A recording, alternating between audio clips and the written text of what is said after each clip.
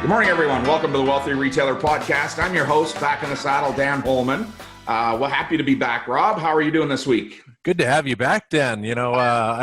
I'm hoping you didn't listen to the last couple podcasts because Scott and I joked pretty good. We speculated what Dan was doing, and I may have made reference that I think you're doing the plumber routine. You were under some desks plugging in some POS systems for some valued clients out there. You have a good little recharge? Yeah, for sure. Had a couple of weeks of regathering. Definitely. There we go. Yeah, there we go. Setting some, working on your vision board. What's that going to look like for the time ahead? Well, let's dedicated visioning. That's right. There you go. Well, here's some headlines if it helps with that vision moving forward. We got some good stuff this week. A little rougher news, but you and I were talking before. That's a little bit of the roller coaster of entrepreneur life, of retail life, the highs and the lows. We're going to, continue the conversation around experiential retail. It's not going away. Very important thing. And good article talks about, it's not gimmicky. It's not unsustainable sideshows. So we'll chat about that. Hudsons Bay is back in the news. They're in a little bit of eviction trouble in the East. And, obviously, they've been in the news for saying they're leaving these places, so an interesting dynamic at play. Unfortunately, COVID cases continue to rise, so the conversation around higher pay begins again for frontline workers. Dan's got some insight for us on presenting total solutions in your store as part of the selling system. And, we're right in the middle of it, Amazon Prime Days, so love it, hate it, ignore it. We're going to chat about that. Our first story, it comes to us from thebusinessoffashion.com. It is a story about experiential retail. I love the line it pulled out, just saying this is not about building gimmicky, unsustainable sideshows. It's not about staging profitless pits of novelties or condescending to a new generation of consumers with selfie walls and VR headsets. When you took a look at this story, Dan, what thoughts jumped to your mind? Well, I mean, first thing first, Doug Stevens, the retail prophet, I have no idea, self-professed or not, but Doug Stevens, retail prophet, always has, really great insight and takeaways like this, gimmicky VR. I mean, this is pure Doug Stevens stuff. And I think that what this article really pulled out was that there is no need for this gimmicky, profitless, staging of experiential retail. That it just doesn't exist that way. Never has it existed that way. I'm also going to say Doug Stevens was the one that talked about brick and mortar being a way to capture your audience, to capture customers. It was a medium or an advertising mechanism, a marketing mechanism, to gain market share, to gain customer audience. And so as we start to talk about customer experience, you've heard me say this over and over and over again, customer experience is everything.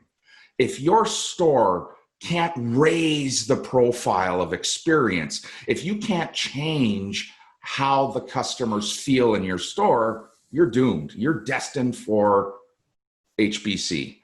And I think in retail, experience can be defined as simply as how you make customers feel in your store, whether that's brick and mortar or digital. And experiential retail has been around for a very long time. They talked about the rise, this article talked about the rise of experiential retail or experiential retail in 2018-19, and 20 being the killer of that or the downfall. Well, that's just so inaccurate. It's so far from the reality. It's crazy.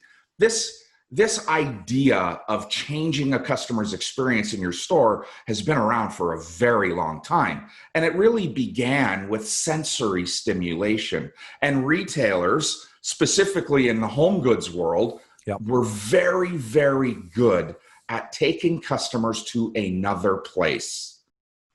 We're not so good at that in fashion.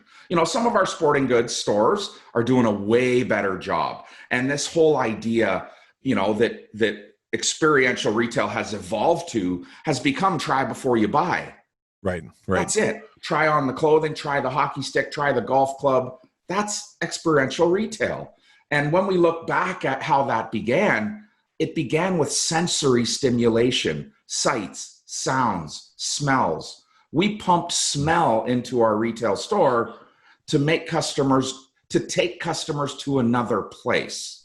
If we were selling beach furniture, selling cottagey furniture, we wanted the room to smell like the beach, like sand, like suntan lotion. And we sold a ton of wicker furniture. When we wanted to sell leather bound books, I have many of, by the way, when we wanted to sell our leather bound books and leather furniture, we made that room smell like, cigars and deep burgundy, port smells. That's experience. When you can walk into a room and displace yourself or replace yourself into another spot, into another place. And that's what retail is supposed to be about. How do we allow that customer to move through that buying phase, that dreaming and exploring phase without sensory stimulation, which is all about experiential retail. And it is in no way, shape, or form dead. It's only going to get better. Yeah. And not with selfie walls. I mean, selfie walls are fun. That's it. There's no experience to it. I look at the things that he will say he's picked on in this line that as not equaling the experience. And I look at these as these are the wedge opportunities. Like these are the things that will start it, but by no means do not rely on it as the experience. So it starts the opportunity, but then it's so much more. And that's your opportunity as the retailer to really, so don't think you build that one selfie wall in your store and then sit back and, well, I gave a great experience. I know. And we heard this, Rob. We heard this, back in March, April, May, June, the way that people were trying to transition their stores. Oh, they're building I added a selfie wall. Good for you. Yep. If it's not the wings in downtown Nashville or, the great colored walkways, are they really going to get you anywhere? And is that what you want from your customer? No. That's not about her. That's about you. Let's make this about her. Let's improve her experience with the ideas of certainly some technology to try before you buy, certainly sensory stimulation. This is what you're going to look like at that party. This is what you're going to look like if there's ever going to be a party again. And I'll listen to read the newspaper, watch TV. There's no parties. The no touchy, no feely kind. Yeah. Well, speaking of selfies, our next story is a lot of selfie. The Bay saying, what about us? The landlords saying, what about us? Story comes out of retailinsider.com. Report broke out of La Presse saying motion's gone to Quebec courts to terminate the leases of 3 Hudsons Bay companies. And there's a couple other instances in different markets where not paying their bills, I think, coupled with the narrative that they're saying we're leaving anyways. So what's your thoughts here, Dan? The bigger they are, the harder they will fall. HBC has long been troubled. We'll call it troubled. They have been in Canada, that middle of the road department store, not entry level, not luxury goods, but sort of in that middle of the road in the apparel market. And the bigger they are, the harder it is. I mean, this is this ship, rolling down this retail waterway that can't turn, that can't shift, that can't adapt.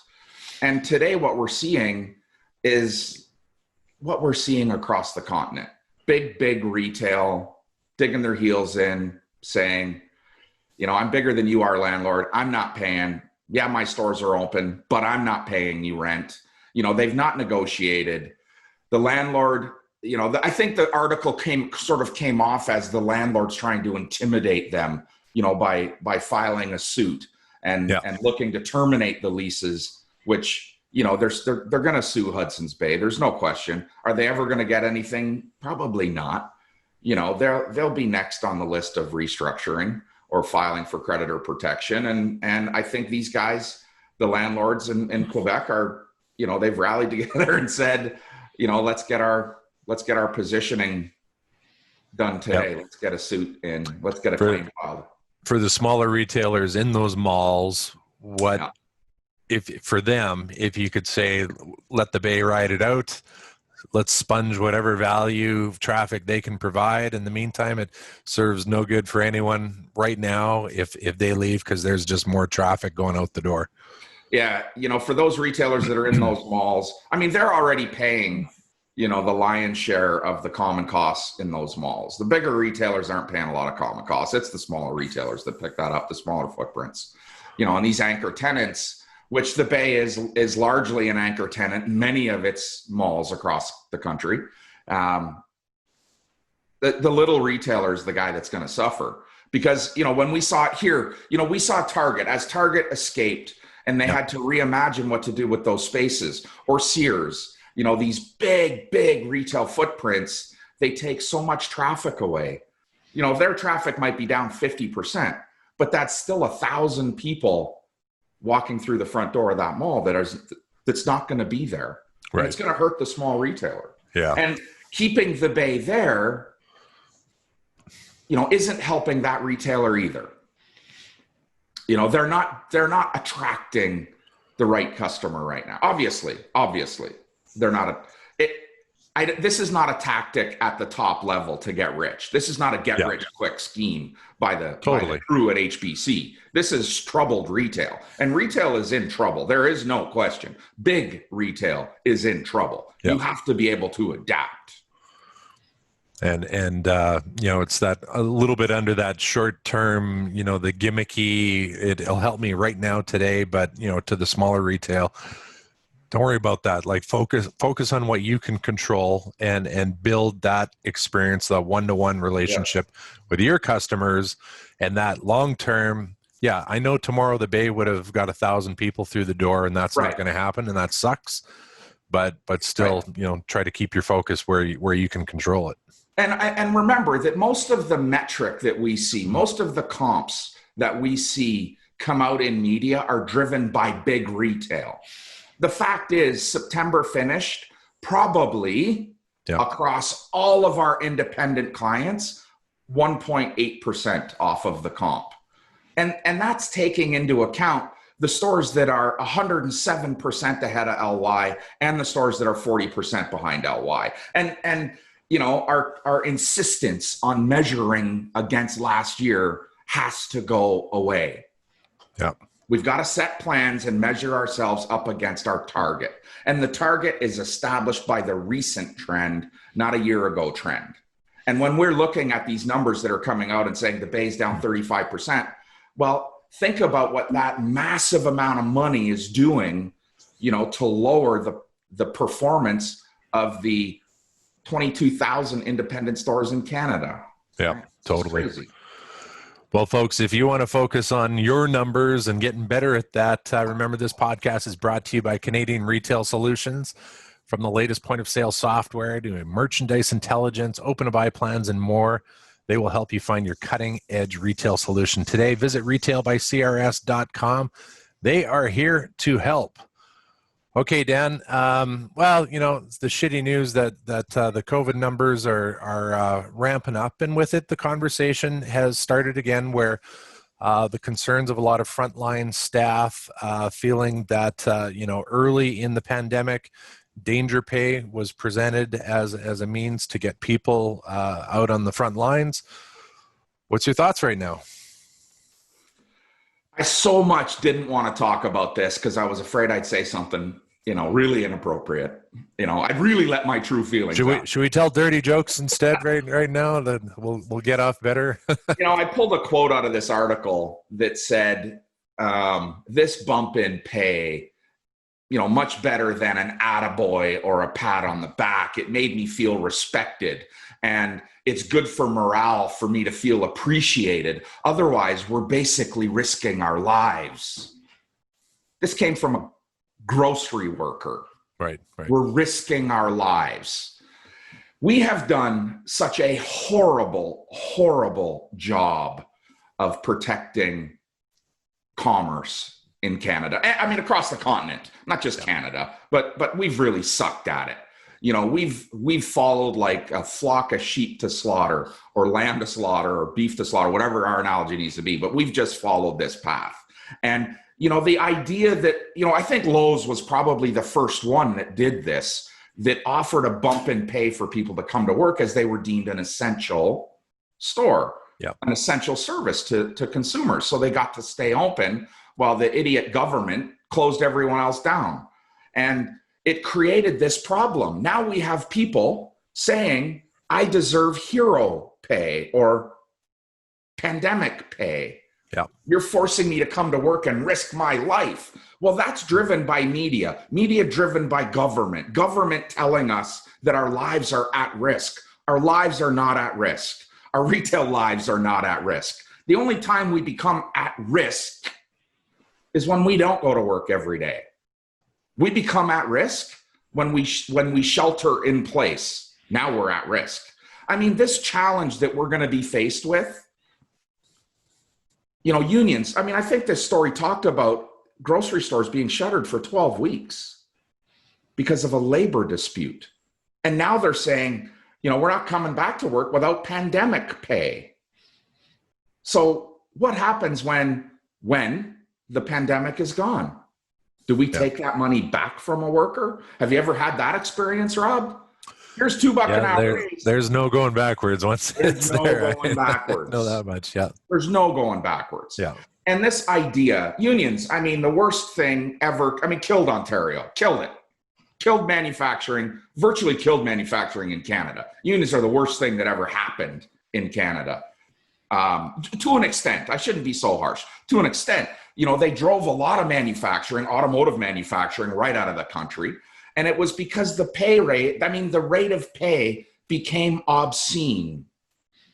There was no, pay for performance. And this is the thing in retail.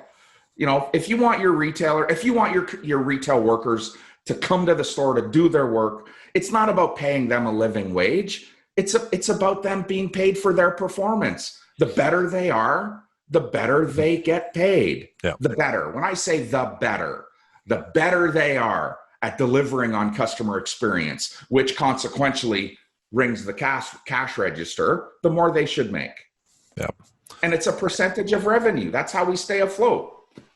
I think too that, you talked about the media and the headlines that, 6 months ago, there were so many, so many question marks, so many unknowns.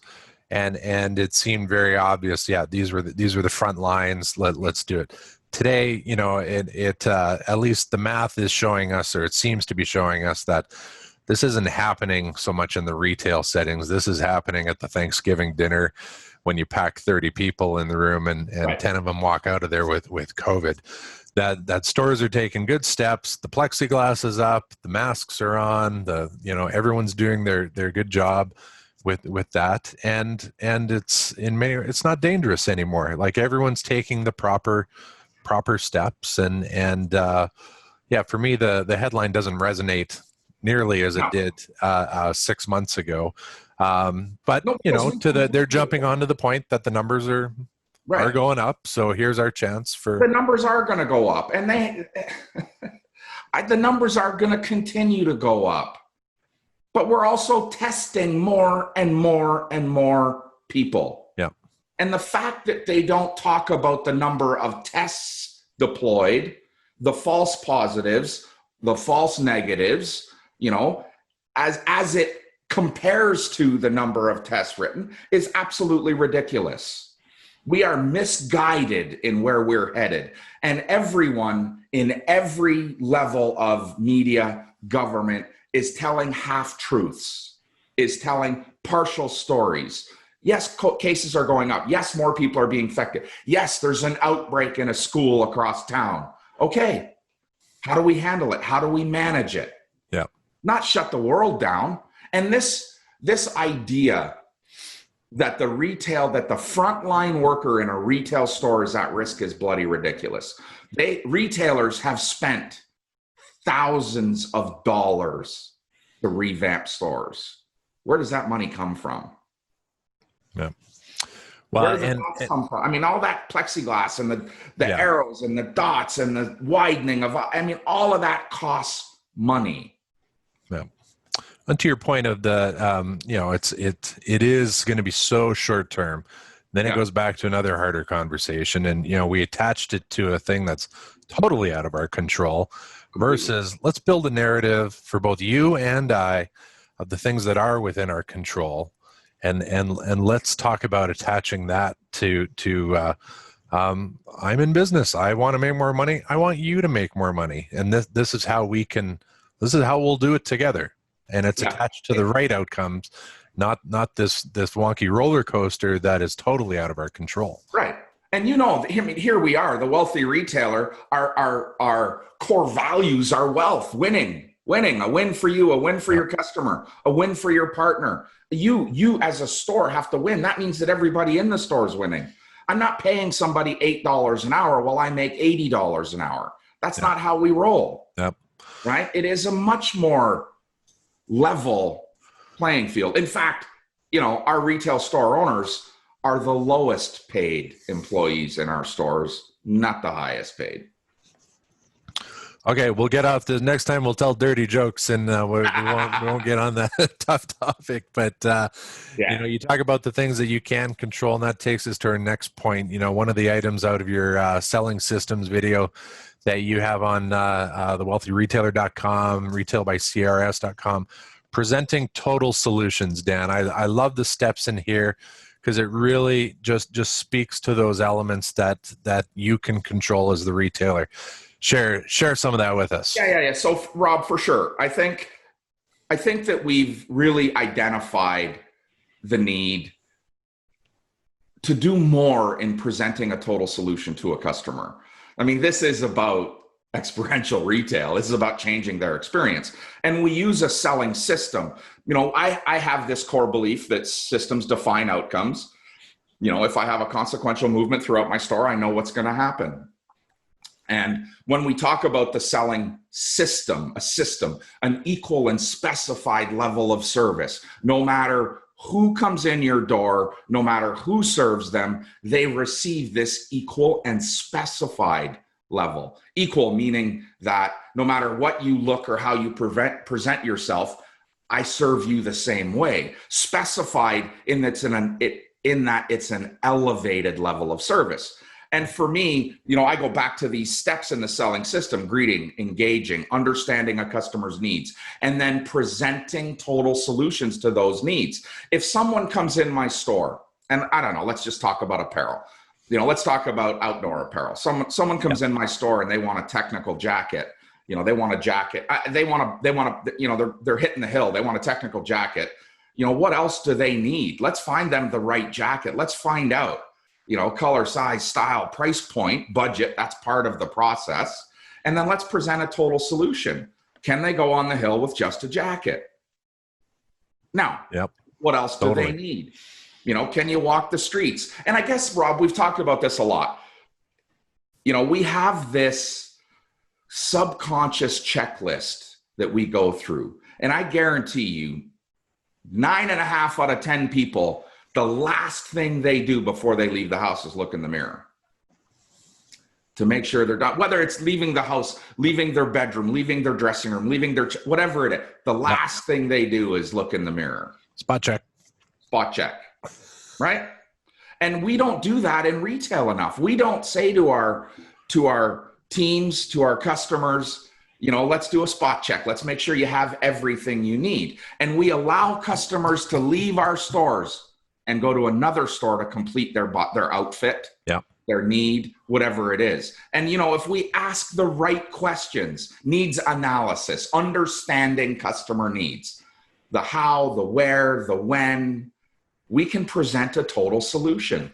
And increasing average sale in your store comes from understanding what your customer needs and then presenting a total solution. It is not about dirty add-ons. It's not about going, oh, here's a lighter at the till, let's throw that in the bag. No, it's about completing that solution for her or him. And it's, if I'm in a bike store, what things do I need with my bike? Maybe a helmet, maybe shoes, maybe shorts, maybe those little fancy padded shorts. Like, all of those things are part of the experience in shopping in my store and making sure that I leave and feel a need to share my experience. You see, this getting a total solution, walking out of a store feeling completely satisfied, not needing to go to another store, is in fact improving my experience, even if I love shopping. Yep. By you solving my problem, in fact, Totally. that's what happens. Yep. I don't have to go through this. Didn't know I had a problem till I went and saw Dan. Yep. Yeah. Didn't know I had one. So with your retailers, Dan, when you talk to them about presenting total solutions, working with their team, I'm curious, is this a talk about it once a month? Is this a, I'm an old hockey player. Do you do the morning skate? Do you practice this when customers aren't, okay, let's practice. I'm here to buy a jacket. Now take me through the process. What are retailers doing with these steps?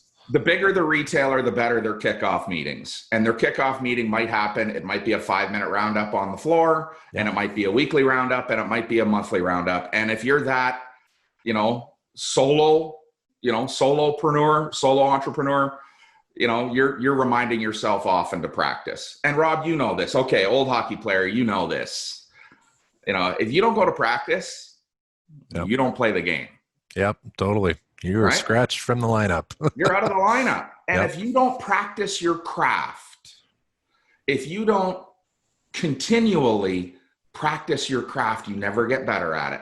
Yep. And even if you're a 19-year-old kid working in a clothing store, that craft, that selling system craft is going to take you a long way. We talk about it being the selling system for retail, but it's a selling system for life. How to greet someone. Yep. How to engage them in conversation, how to talk to them about them, not about you. Boy, oh boy, talk to someone about them. Let them tell you. These are life lessons that we're teaching, our young retailers. These are life lessons. Present a solution to what someone needs. Handle their objections and close the damn sale. Love it. And these are all required steps, and you have to practice your craft. And I talk about that morning kickoff. It is that opportunity to practice, to remind yourself to practice your craft. And even when you're playing the game, you're still practicing your craft. You're still trying new things. The way that we engage customers changes every day. Yep. What I said yesterday maybe doesn't engage them today. And so, practice, practice, practice. Beyond the store, I go back some old memories I had with teams I ran. I ran a pre-shift, and I took that opportunity not just to let's go through, let's review the steps. We got to take shots, but also I was a big fan of community knowledge too. I had an experience around that time where I walked into a bank and there was some huge community event going on, and there were about 5 tellers at the front, and they all stared at me with eyes. They had no idea what I was talking about. And I just felt, this is in your community. These are things that the customers, here I am, the customer, hey, are you going to this weekend? And everyone, what are you talking about? Right. What's your thoughts, Dan, on we'll call it the outer environment around the retailer as it relates to the pre-shift and things like that? Well, I kind of feel like you have to be this spokesperson for who you are, what you do, what's going on, and that outward sharing is critical. And you talk about going into a bank. I mean, bank tellers, believe it or not, bank tellers have a pretty good coaching system right now. And they've improved it. This level of service, the level of service in a bank today is not what it needs to be. Lucky if you can walk into the bank sometimes. But tellers... Stop wearing a ski mask, Dan. That's true. That's true. Fire your gator up, pull your hat down, get your glasses on, and walk into a bank and see. But this is, you use the bank. That's a great example of people that are being coached on chit chat and relevant chit chat. Right. And here's me, Bill Engvall in the bank, getting some American money. Oh, are you going to the US? No, he's paying off an old debt. Here's your sign. But they're using chit chat, and this community knowledge that you're talking about, that is about us sharing our solution everywhere we go. And, you know, are you going to this? Well, I didn't know about it. Well, that's because we're not talking about it enough.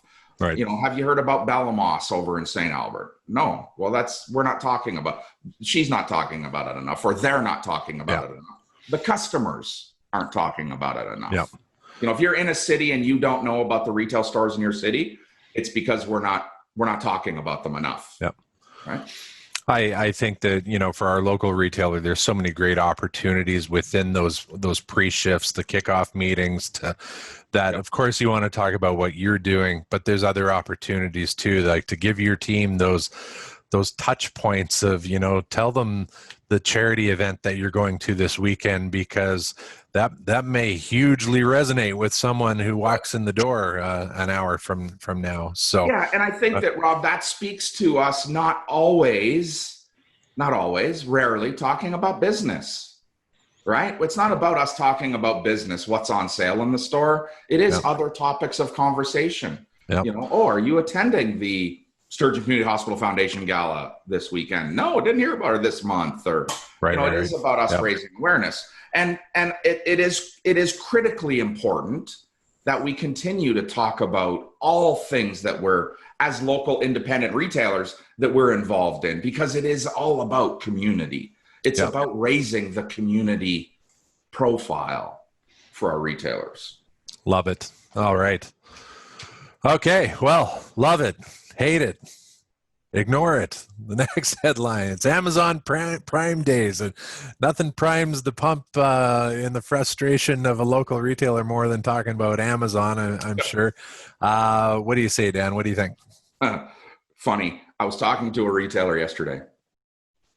Funny enough, imagine that, talking to a retailer yesterday who was buying something at that moment on Amazon. Hang on, Dan. I just got to finish this purchase on Amazon. Listen, we all do it. We all use it, whether we like it or not. You know, I'm the guy that never wants to go to Costco. I never want to shop on Amazon. You know, I hate Walmart. I mean, there's a bunch of stuff that I just don't do because it doesn't support the lifestyle I believe in, but that doesn't mean I don't do it. Right. And I'm the first guy with the truck at the liquor store at Costco because, you know, there's a deal on. And you couldn't fit everything in your car, so you had to bring the truck. I had to take a truck with me.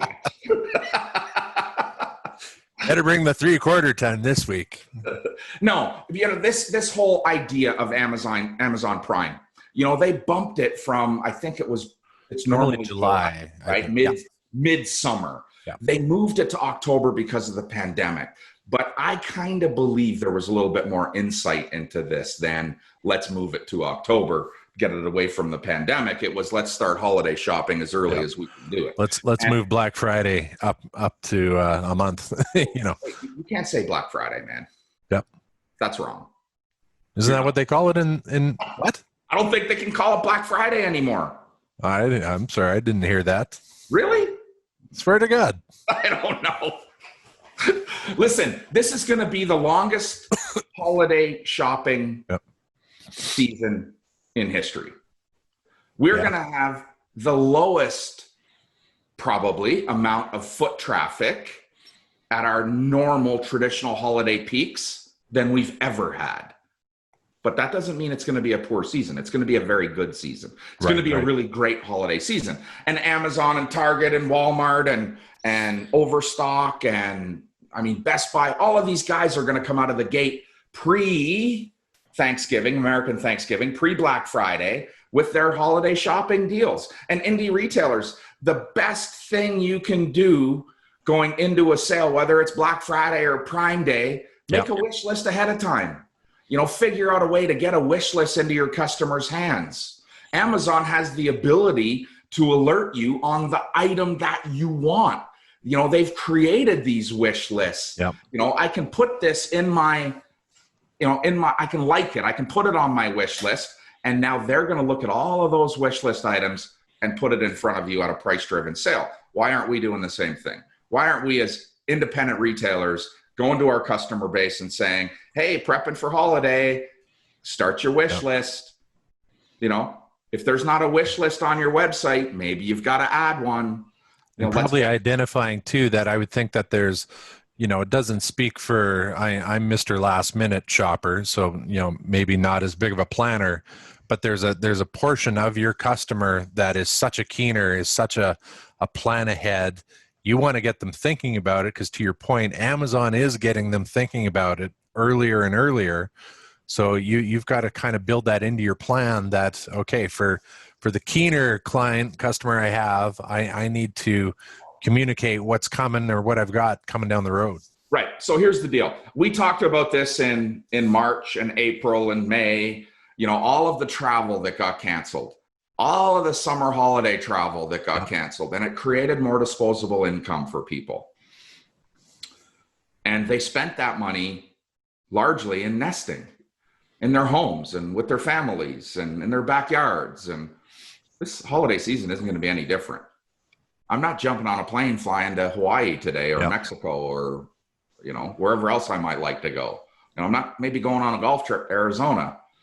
So I'm going to spend that money somewhere else. And right now, the Big A is doing a pretty good job of saying you got to start your holiday shopping now.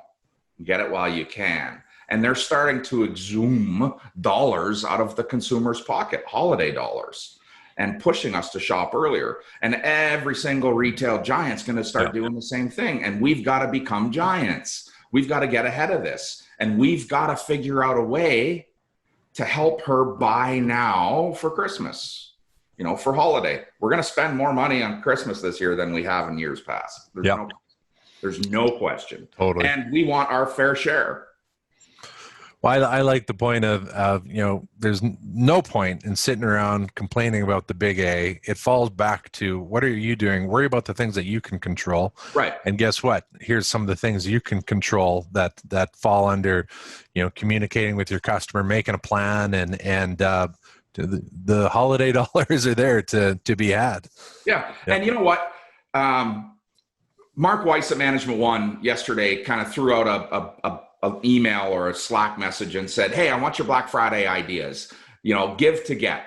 Give me your Black Friday ideas and I'll give you access to the list of all of them. So he reaches out to, 70 inventory or retail coaching affiliates, retail coaches. And in a matter of minutes, he had 15 or 20 really solid ideas on how to capture market in leading up to Black Friday or through Black Friday. There are a ton of really good things going on that have nothing to do with the Big A, that we're not piggybacking off of their data intelligence, which that's all that is, that's data intelligence. We're using, here's real strategy, in your store. And so we'll be sure to share those. Okay. Yeah. And I'm going to put you on the spot for that, why don't next week, for those listening, join us next week. Let's pick up a few of those and let's talk about some real, solid, tangible, actionable items that they can take into that holiday season. Right. Well, Dan, welcome back. Glad you got out from underneath the desk. You found the plug-in for that old POS. Good man. Yeah. Folks, if you haven't yet, head to retailbycrs.com to sign up for the newsletter. Every week we send out the newsletter with links to the stories we've just discussed, as well as additional stories. This week we've got some one here about Sezzle, Sezzle. What is it? What should you know? Yep. There's a story about offices redesigning their space in this post-COVID world. It's about the business environment, but there's definitely some takeaway thoughts on the retail side. Honest imagery in marketing. Found this to be interesting, that as much as we want to Photoshop ourselves before we present it out there, just talking about the benefits of presenting everything that you do to your customers in a real truthful manner. And mental health. It's a topic very important, getting even more important as each day goes by. A story talking about things small retailers might consider in support of mental health at their team. Great week, Dan. Thanks so much. Yeah, thank you. Yeah, awesome. I really did not enjoy all of these topics. I'm going to be honest with you. No, they're until next week. Okay. Well, I can't wait for those tips you're going to bring us next week. So you're on the hook for some solid tips there. Folks, if you haven't done so yet, be sure to subscribe and leave a review, give a rating on all the different podcast platforms, Apple, Spotify, Google, and more. And be sure to head over to thewealthyretailer.com and subscribe, or retailbycrs.com, and subscribe to the newsletter, the weekly newsletter, so that you get this and all the other great stuff that we're sharing. Everybody have a great weekend. Happy retailing.